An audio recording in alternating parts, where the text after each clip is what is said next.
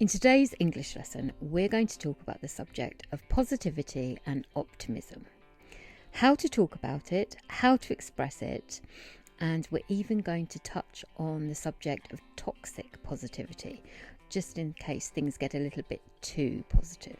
So, grab a drink, get comfortable, and let's get started. We're going to kick things off by looking at some useful collocations with the word positive.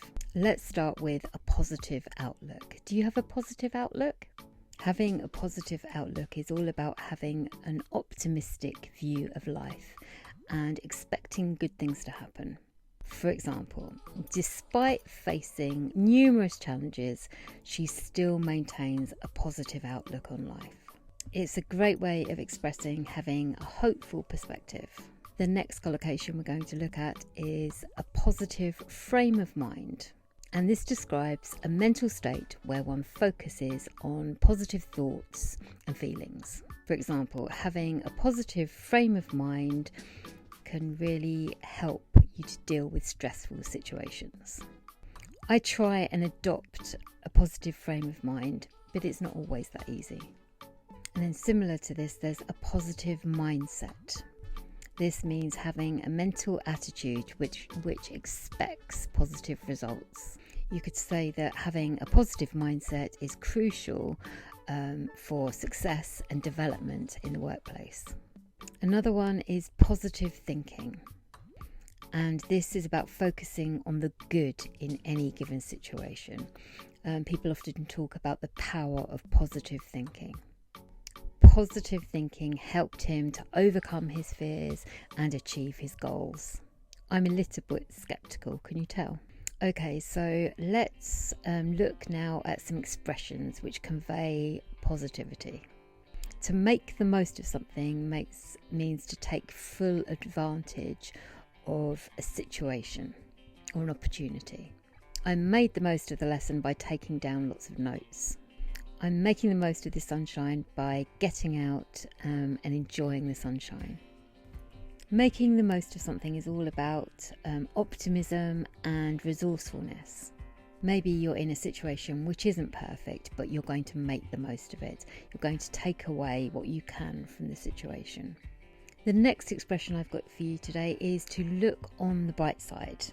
This is all about finding the positive aspect of a situation, even though things may not be ideal. It's about shifting your perspective to see the good in a situation. Imagine you'd made plans for lunch with a friend and she had to cancel at the last minute. But looking on the bright side, it means that you now have a little bit of extra time to finish your work. You can easily meet up another day. It's not the end of the world.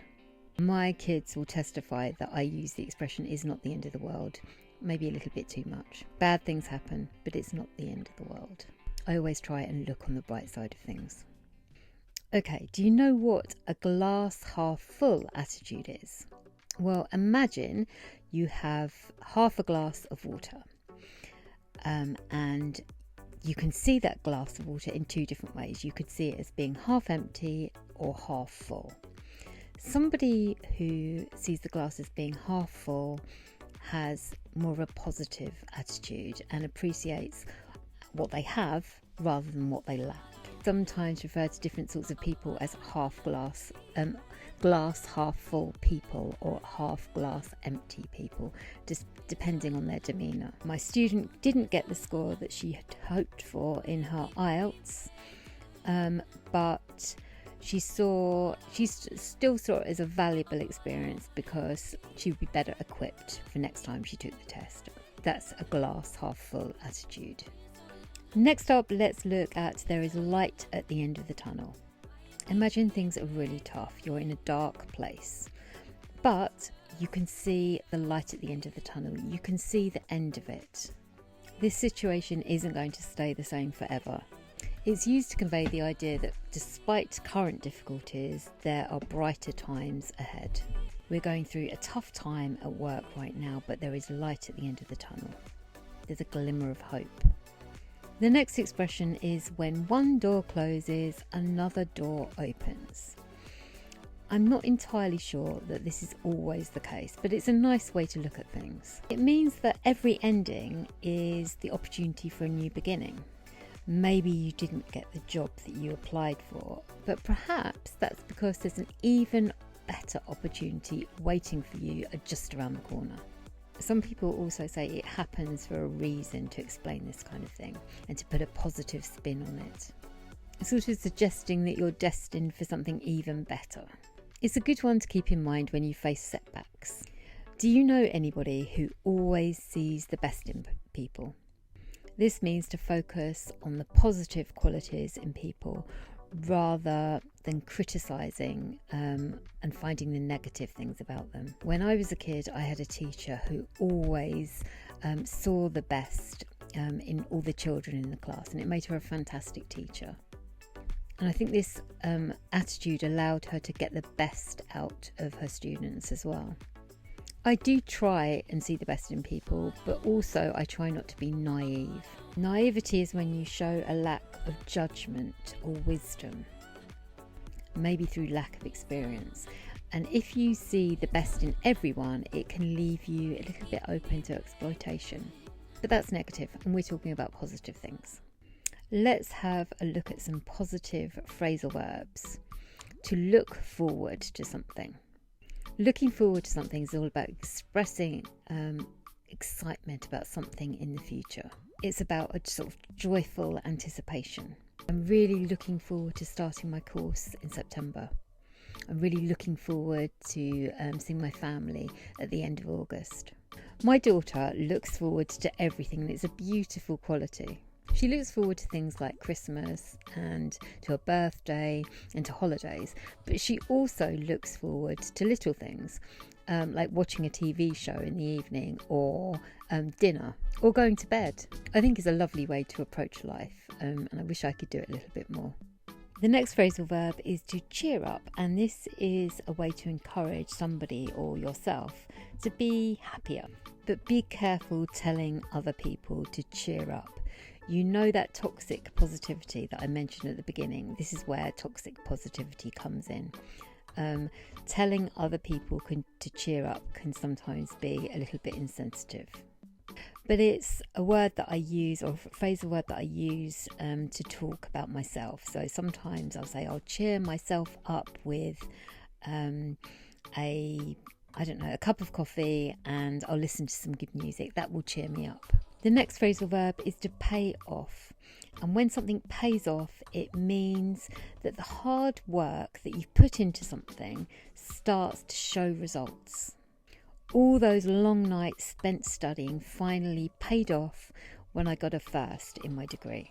All those sessions at the gym are starting to pay off. I'm starting to feel a little bit stronger. Noticing when things start to pay off is acknowledging the positive results of something. So I promised we'd talk about toxic positivity. Do you know what toxic positivity is? Can you guess? Toxic positivity is when we only focus on positive emotions and we dismiss negative feelings. Toxic positivity is somebody saying cheer up when your dog's just died. Cheer up, it's not the end of the world, you can get another dog. That's toxic positivity. Toxic positivity denies people the space to experience genuine emotion. It can make people feel invalidated and unheard, and it's kind of insensitive. Let's face it, bad things happen all the time, and we need to acknowledge those bad things. So I guess what I'm saying is balance is key when it comes to positivity. Using positivity to uplift and inspire is great, but we also need to be mindful of all emotions. Nobody can be positive all the time, and frankly, if they are, it's very annoying. In the comments, I'd love you to share some of the ways you manage to stay positive. Perhaps you take time to appreciate the things that you have in life. Some people practice gratitude journaling, where they actually write down things that they're grateful for on a daily basis. Perhaps exercise keeps you positive. How do you adopt a positive mindset and try and look on the bright side of things? It's really difficult, especially with all the news that we're bombarded with on a daily basis. Do you manage to maintain a positive outlook overall? Thank you so much for watching until the end. If you enjoyed today's English lesson, I'd really appreciate it if you give me a thumbs up, or even better, if you subscribe to my channel for future English lessons. If you want to download the free PDF, then hop over to my website. I'll put a link below, and you can find all the language that I've gone over today. Take care, and I'll see you next time.